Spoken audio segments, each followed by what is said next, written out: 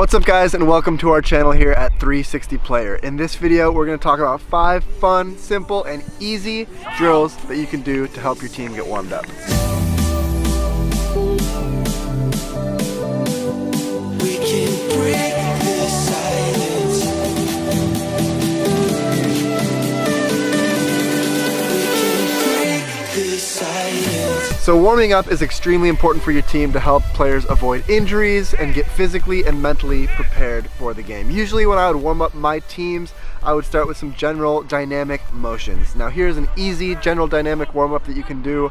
Some of my favorite locomotions were just jogging forwards, jogging backwards, skipping forwards, skipping backwards. There's tons of different variations of skips that you can do with your team, as well as some lateral movements such as side shuffles, karaoke. You could even throw in some sideways jumping jacks or those sorts of things. And these are just going to help get your players' heart rate, blood flowing, and help them get mentally focused before a training or a match. So that's a really simple way to help get your team prepared. And I would almost always start a training session or a match with some variation of a dynamic warm-up. There's tons of different ways you can do this in different formations and different ways of incorporating these movements, but I think these movements are very important to prepare the body for what's to come. Warm-up number 2 that I want to talk about is a little bit more of a fun and competitive tag variation called rock, paper, scissors tag. To do this warm-up exercise, you just basically have your players on either sides, and they're gonna play rock, paper, scissors against each other, and then have some cones about 10 meters behind the players on either side. The person that wins the rock, paper, scissors challenge,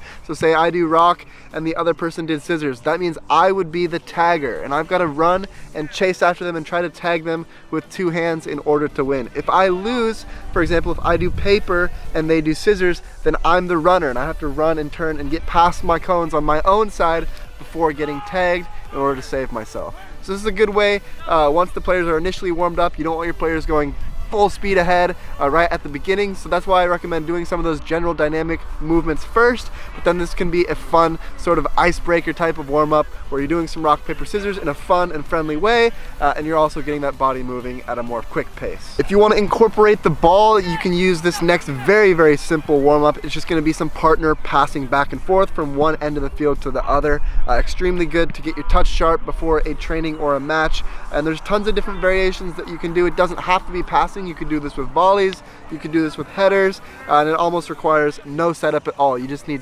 players in groups of 2 and a ball, and you can work your way up and down the field. Very simple, and it's effective to get players sharp touches on the ball. Very similar to this previous exercise, this 4th exercise is called the juggle for distance. Basically the players can be in groups of 2, but you can even do this in groups of 3, 4, 5, larger groups, and the whole idea is to just keep the ball up and see how far across the field the players can make it through juggling. You can turn this into a competition if there's multiple groups and see which group can make it the furthest. If you're working with really extremely skilled players, then you could do this where the team that gets to the other side the quickest wins, but the whole objective is to help the players work on those technical abilities by keeping the ball in the air as long as possible. The 5th and final warm-up variation that I want to talk about in this video is called 1 versus 1 tag. And basically, I played a little bit of American football as well growing up, and this is kind of a fun exercise that you can do without a ball that's very similar to American football when you've got a runner that's trying to run across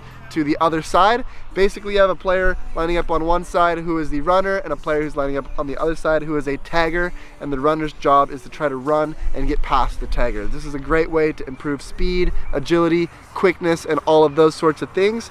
And to give the runner an advantage, I'll usually make the tagger do a little exercise before the runner starts. This way, if you're playing in a really tight space, it emphasizes that the runner needs to get off the line quickly and run as fast as possible before the tagger has a chance to get up and try to tag them. If you do this drill with bigger spaces, it makes the drill easier for the runner. If you do it with tighter spaces, it makes the drill easier for the tagger. And you can do this with a ton of players at once and tight spaces, and just make lanes for all of the players to be running and trying to tag one another. A few of the different starting positions for the taggers for this drill: you could have the tagger starting sitting down, you You could have the taggers doing several push-ups before they go, several sit-ups before they go. You could say that the runner has to do 1 push-up before they can run and the tagger has to do 3, but some sort of advantage for the runner to help get that initial push to run past them in the beginning. You could even incorporate a ball into this drill and do dribbling with the dribblers, and instead of the taggers being in charge of tagging the dribblers, they have to try to steal the ball. That would be a good way to incorporate some ball control and ball mastery into this warm-up drill. With that being said, guys, those were 5 of my favorite super easy, simple, and fun warm-up ideas. If you like this video, smash that like button and don't forget to subscribe because we're coming out with a ton of great soccer content. I mean, it's football. I do come from America, but we do call it football here where I'm filming in Sweden. We are a Swedish-based company. We'd love for you to join this community that we're starting here on YouTube. I'll see you guys in the next video.